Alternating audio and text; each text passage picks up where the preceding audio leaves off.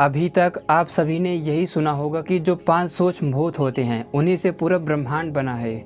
हमारे ऋषियों मुनियों ने अनेक ग्रंथों में लिखा है और जनश्रुति में भी ऐसा प्रचलित है कि 5 महाभूतों से ही पूरी सृष्टि बनी हुई है। वे 5 महाभूत हैं अंतरिक्ष, वायु, अग्नि, जल और पृथ्वी। यही 5 भूत हैं जिनसे ये पूरा ब्रह्मांड बना हुआ है। लेकिन क्या आप जानते हैं ये एक अधूरा सच है। हमारे ऋषि महर्षि वास्तव में कुछ और कहना चाह रहे थे लेकिन उसे समझा ही नहीं गया। वर्तमान समय में आप ऋषियों के किसी भी ग्रंथ को उठा लें, उनमें आप यही पाएंगे कि अग्नि, वायु, पृथ्वी, जल, अंतरिक्ष इन 5 महाभूतों से ही पूरे ब्रह्मांड की उत्पत्ति हुई है। एक तो ये सत्य है कि इन्हीं 5 स्थूल भूतों से ब्रह्मांड की उत्पत्ति हुई है। लेकिन अगर वेदों और ब्राह्मण ग्रंथों को देखेंगे तो हमारे महान ऋषि महर्षि लोग कहना कुछ और ही चाह रहे थे। आज के इस वीडियो में हम जानेंगे कि ये अंतरिक्ष, वायु तत्व, अग्नि तत्व, आपः तत्व और पृथ्वी तत्व ये वास्तव में होते क्या हैं, ऋषि महर्षि इनके बारे में क्या कहते थे। पहला है पृथ्वी तत्व। आप आसपास की चीज़ों को, हमारे शरीर को, इस पृथ्वी को पृथ्वी तत्व कहते होंगे। लेकिन क्या आप जानते हैं कि इस पृथ्वी तत्व का एक सूक्ष्म यूनिट होता है जिसके विशेष संघनन से पृथ्वी की उत्पत्ति होती है, हमारा शरीर बनता है। उसे अपने महान ऋषियों ने परमाणु कहा है। उन समस्त परमाणुओं के विशेष संघनन से पृथ्वी तत्व की उत्पत्ति होती है। ये पृथ्वी एटम यानी परमाणुओं के संघनन से बनी हुई है। तो अगर आप ब्राह्मण ग्रंथों को देखेंगे, हमारे ऋषि महर्षि परमाणु को यानी एटम को पृथ्वी तत्व कहते थे। इसी प्रकार दूसरा है आपः यानी जल तत्व। आप इस संसार में समुद्र को, महासागरों को देखकर कहते हैं कि ये जल है, यही आपः तत्व है। लेकिन क्या आप जानते हैं कि हमारे महान ऋषि महर्षि अणु को, जो परमाणु से भी सूक्ष्म होता है, उस अणु और आयन को आपः तत्व, जल तत्व कहते थे। परमाणु से भी सूक्ष्म अणु और आयन से ही समुद्र, महासागर इन सब की उत्पत्ति हुई है। वास्तव में ये जो समुद्र, महासागर, जल ये सब आपको जो दिखाई देता है, जिसे आप पीते हैं, ये पानी भी सूक्ष्म अणु और आयनों से मिलकर बना हुआ है। तो ऋषि महर्षि इन अणु और आयन को ही जल तत्व कहते थे, आपः तत्व कहते थे। अगला है अग्नि तत्व। अभी तक यज्ञ की अग्नि को या फिर जलते हुए अग्नि को, सूर्य को, इन सब को आप समझते होंगे कि यही अग्नि है। लेकिन क्या आप जानते हैं कि ऋषि महर्षि सूक्ष्म कणों को अग्नि कहते थे। अग्नि, ये अग्नि सूक्ष्म फोटॉन पार्टिकल के विशेष संयोग से बनी है। तो अग्नि का एक सूक्ष्म भाग फोटॉन पार्टिकल्स हो गया। इसी प्रकार इलेक्ट्रॉन, क्वार्क, ये सभी जितने भी सूक्ष्म पार्टिकल हैं, जितने भी photon, quark, electron, graviton, Higgs boson, ये सभी जितने भी कण होते हैं, पार्टिकल्स होते हैं, ये अग्नि के सूक्ष्म भाग हैं। इन्हीं के विशेष संयोग से यज्ञ की जो अग्नि आपको दिखाई देती है उसका जन्म होता है। या फिर सूर्य, फोटॉन आदि पार्टिकल के विशेष संयोग से ही बना हुआ है।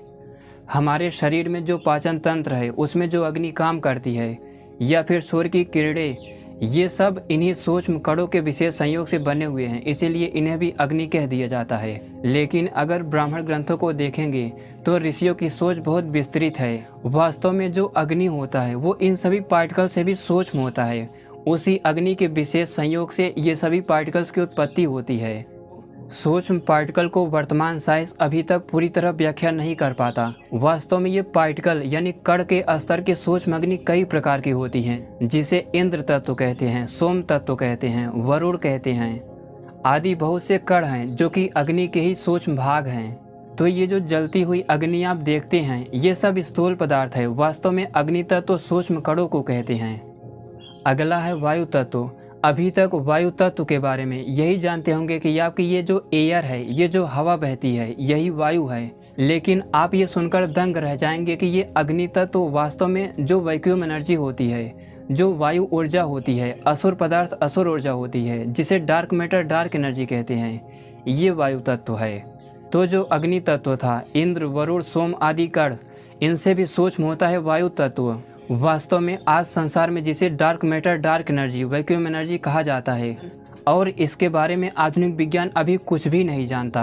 वास्तव में ये वायु तत्व, असुर पदार्थ और असुर ऊर्जा, जो कि वायु तत्व के ही भाग होते हैं, ये वेदों, ब्राह्मण ग्रंथों में विस्तार से दिए गए हैं। आधुनिक साइंस कहता है कि वैक्यूम एनर्जी और डार्क मैटर डार्क एनर्जी के बारे में हम 10,000 सालों में भी नहीं जान सकते। लेकिन आपको आश्चर्य होगा कि वैदिक साइंस यानी हमारे प्राचीन ऋषि महर्षि न केवल इन पदार्थों की सत्ता को स्वीकारते थे, बल्कि इन पदार्थों की वैक्यूम एनर्जी यानी वायु तत्व और असुर पदार्थ असुर ऊर्जा के अनेक कैटेगरीज में इनका विभाग किया है।